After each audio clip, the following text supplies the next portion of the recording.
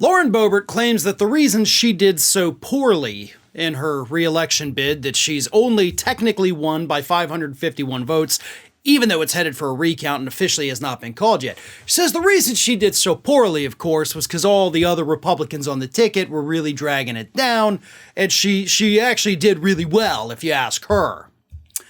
Well, the Colorado Sun didn't need to ask her. What they did was they looked at the actual vote totals, and they determined that every other statewide Republican on the same ballot as Lauren Boebert fared much better than she did. Even though they all ultimately went on to lose their elections, there's only one Republican on the ballot in her district that did worse than her. And that, of course, was the Republican gubernatorial candidate Heidi Gnal, who ended up losing her race by 20 points statewide. But in Colorado's 3rd congressional district, it is safe to say officially, Lauren Boebert was the biggest loser out of all of the other Republican losers. She was not dragged down by the other candidates. If anything, it looks like the other candidates were dragged down a little bit by her. Let me read this from the Colorado Sun here. In the 26 counties whose election results were analyzed by the Sun, Boebert beat her Democratic challenger, former Aspen City Councilman Adam Frisch, by 2,375 votes, or 0.7 percentage points.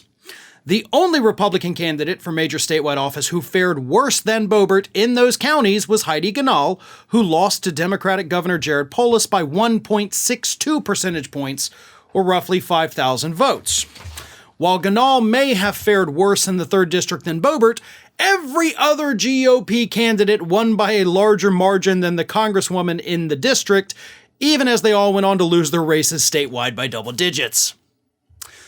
So you got a bunch of Republican losers in Colorado who still managed to do better in Boebert's district than Boebert did.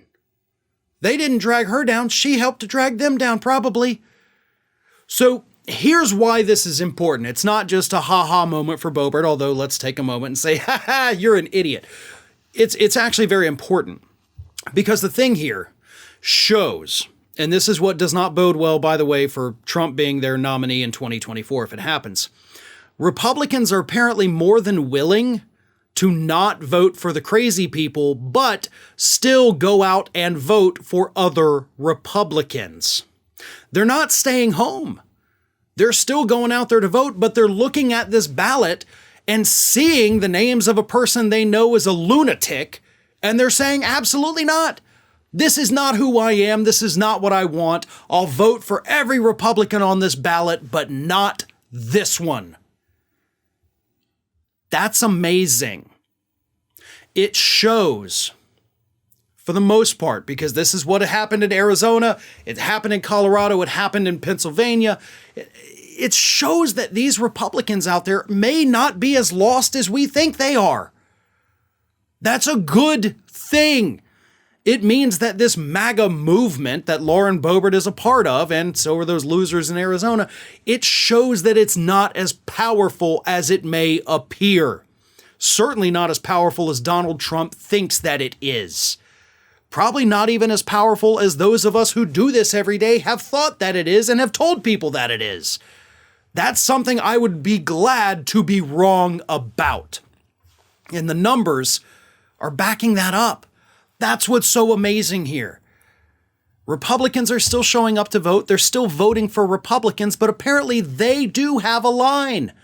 So even though Boebert won, and even with the recount, she's probably still going to win, she is still, in the eyes of those voters in her district, a loser. And that's not going to bode well for her next time she's up for re-election. Democrats know that she is vulnerable. Republicans know that she is vulnerable. She may not even make it out of a primary in 2 years when she's up for re-election. Hey everyone, this is Aspen. And did you know that for the low cost of $0 per day, you can subscribe to the Fair and Balanced YouTube channel? We also encourage you to like, comment, and share. But again, click that subscribe button and help Aspen not be so grumpy.